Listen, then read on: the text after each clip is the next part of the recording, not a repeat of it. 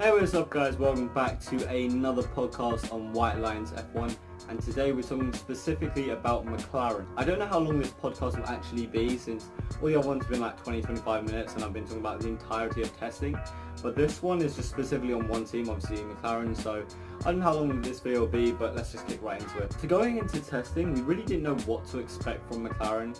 In fact, I went into that thinking actually McLaren are going to do really well. I was actually really hoping, it's been 3 years, surely Honda have got the reaction, they've got things sorted out by now. Because if you looked at like Mercedes when they took over Brawn, in their first winter testing they put miles and miles and miles on that engine, and they were so ready, and clearly they were going to have a decent season.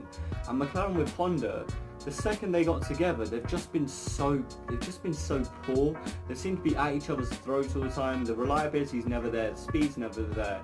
And I was really thinking, okay, this is the third time they've had winter testing together. Surely they've managed to sort things out. Surely they've managed to find the issues and find the performance and the reliability, and we just haven't seen that.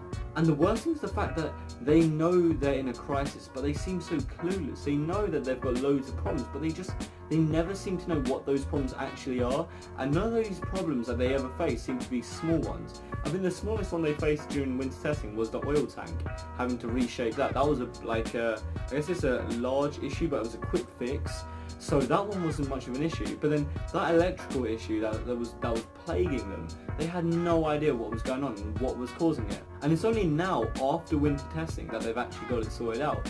They found out that it was basically really harsh, constant vibrations.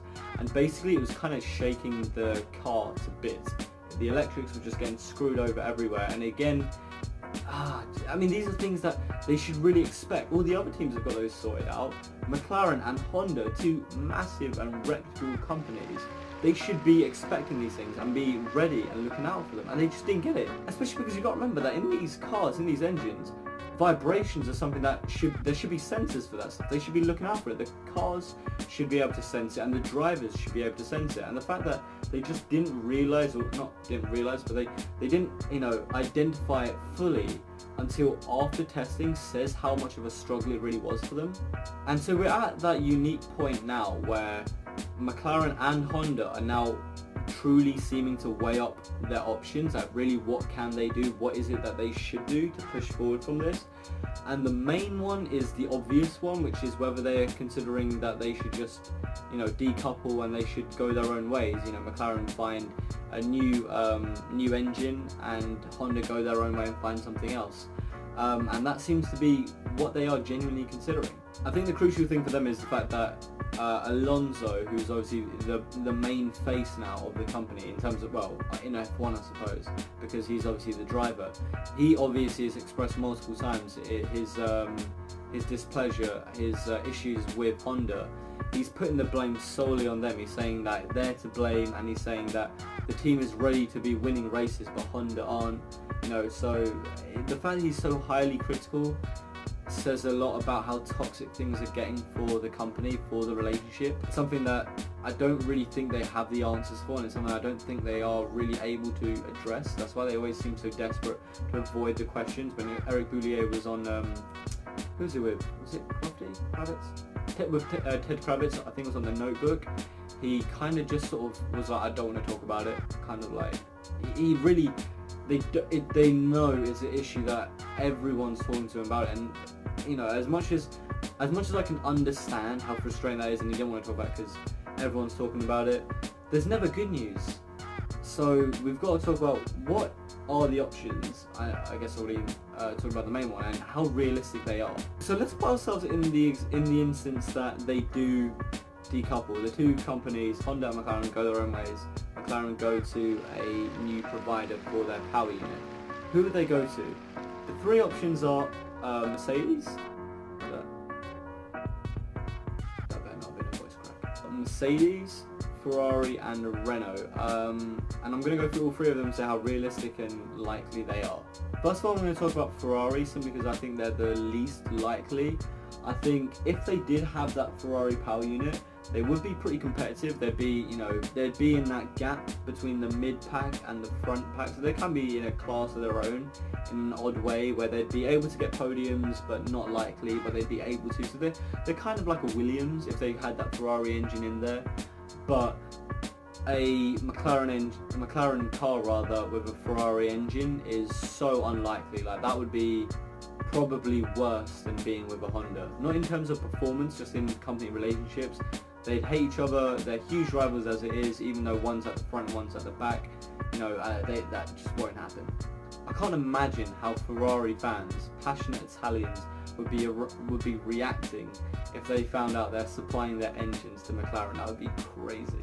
Now, second of all is Mercedes. That is a genuine possibility in this example, and it would be, of course, massive for McLaren rather, because they would be straight away near the front of the pack all the time because they have such a solid engine. That's why all the cars with Mercedes engines do have decent races all the time and always seem to be reliable. So if they did have that engine, that would be amazing for them. It is possible because they've had such a long relationship with Mercedes in the past. They even did road cars together, so it's totally possible. However, you got to remember that if they did have that Mercedes engine, considering how good McLaren are, I think if they had that engine, they then would be competing with the Mercedes car, and that would probably be kind of like the decision maker. As much as the team in Brackley making the engines would like it, because they'd have another competitive Mercedes car on the track, a Mercedes engine on the track rather.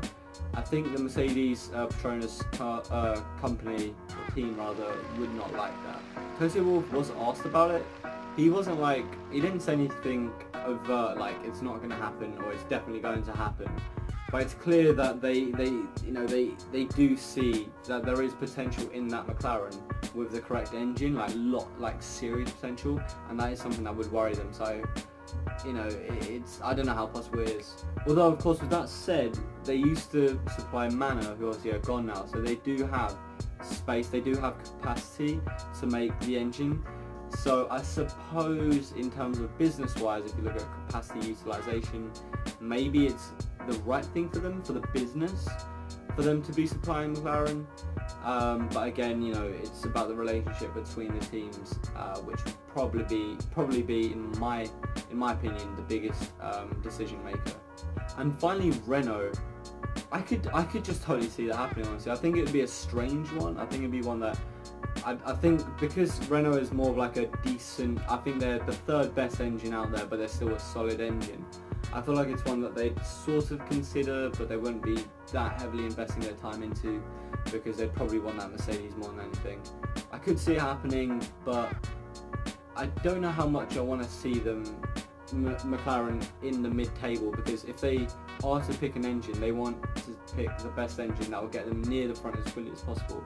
And if they got into this relationship with Renault, they say, yeah, we want your engines, they would be aware that they'd be mid-table for another couple of years, and that would not look good for McLaren. So I just don't think it's right for McLaren to pick an engine supplier that aren't at the top. They'd want to go for the best one. And right, I'm going to quickly talk over myself for a second because I made a complete hash of it.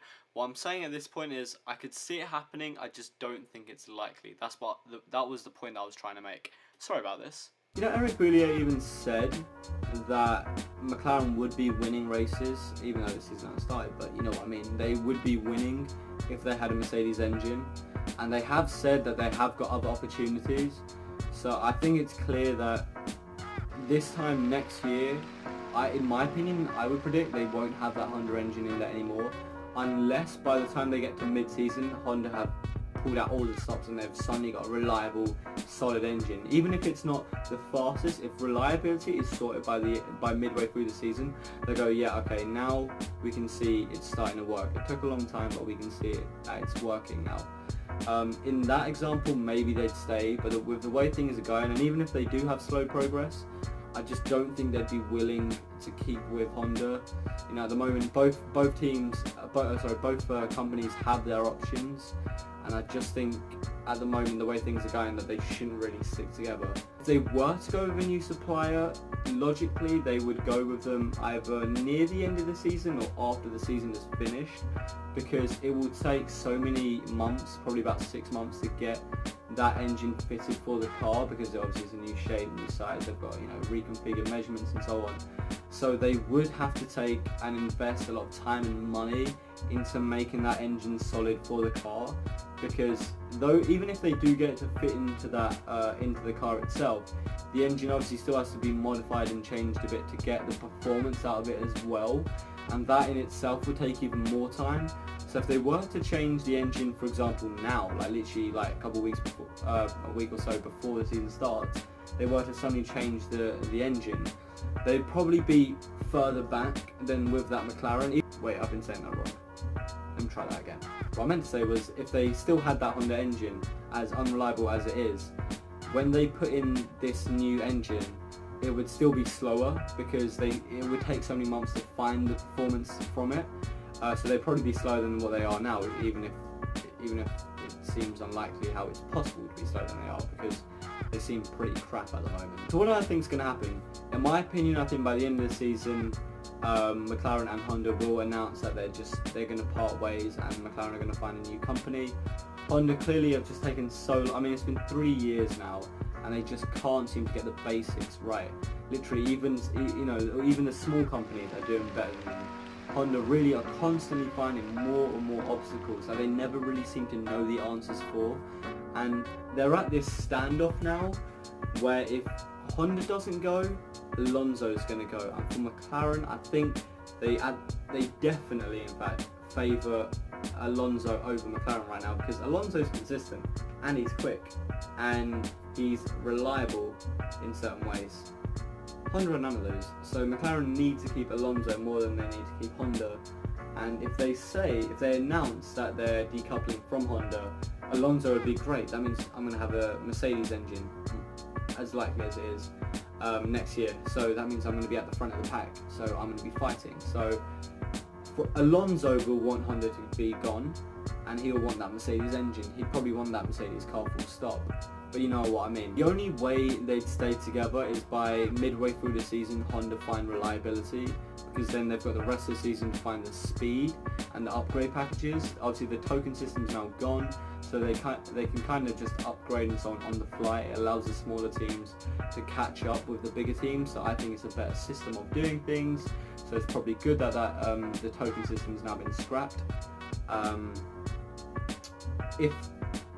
If Honda were to find reliability midway through the season and speed by the end of the season, or vice versa to be fair, then that would probably be the only chance, and it'd still be only a small chance, that they'd keep together. Do I see that happening? I could imagine it happening, because it's Honda and they are a huge company and they're reputable, and I can imagine them going, right, we found answers, we're going to throw money at this and we're going to sort things out. And that way they'd find answers, and they'd get things, they'd get things ticking finally. Do I think it will happen? Probably not. I think they'll go. I think after all the speculation, all the talks, all the issues that the companies have been facing, how toxic the relationship's getting, the fact that they're definitely in a crisis at the moment, I think even if they found reliability and speed, or decent speed, I think it would just be still so toxic within the company that it'd probably just be best that they just said, you know what, we gave our best shot, and even though things are looking over right now, it's probably best that we just split it up, just because they've now got this image of unreliability, and they've got this constant negative press, where even if they were having good performances and good results, there'd be that new face of the company of being parked up at the side of the track in a fireball or in smoke, or broken down with Alonso kicking it and swearing at it. So I think realistically, even if things were sorted out more or less, I think by the end of 2017-18 season they will part ways. The power unit they'll go with, I can't imagine, in fact it's impossible they'll go with Ferrari. I could imagine Renault, but I think most likely it would be with the Mercedes power unit. I don't know how much Toto Wolff would be happy with that, but I think the boys out in Brackley would prefer that, because it's another chance for them. It's great for their business, first of all, because that means they're another supplier. They've got, so they get more income that way, and it just means they've got another great engine that they made out on track doing well, and that would be beautiful for them. So that pretty much wraps it up. I don't know how long this video will be. I'm assuming quite a short video. I kind of tried my best to go into as much detail as possible about McLaren. There's not too much to say because it's kind of straightforward what's going on. But nonetheless, that's pretty much it. The next video I do will probably be a challenge video, probably on F1 2016 game, just a bit of fun maybe to keep things ticking until the season starts. But I don't know for sure. So I'm sorry if the quality of this video wasn't as great. I'm literally just doing it straight off my phone because I'm in a bit of a rush, and I've got a bit of a headache. It's been a long day, so I've had to just throw in and use my phone. Nonetheless, I've tried my very best with it. I hope you've enjoyed this video. If you have, please drop a like, subscribe if you want to stay tuned for more, comment below any suggestion. The obvious one probably would be with fixing the quality. I'm going to get myself a microphone pretty soon, so that will sort things out massively. And yeah, share this video as well, that'd be awesome, and have a lovely day. Thank you so much for watching, and I'll see you in the next one. I did say subscribe, right? Subscribe. That was cringy and bad and just embarrassing. I deeply apologise.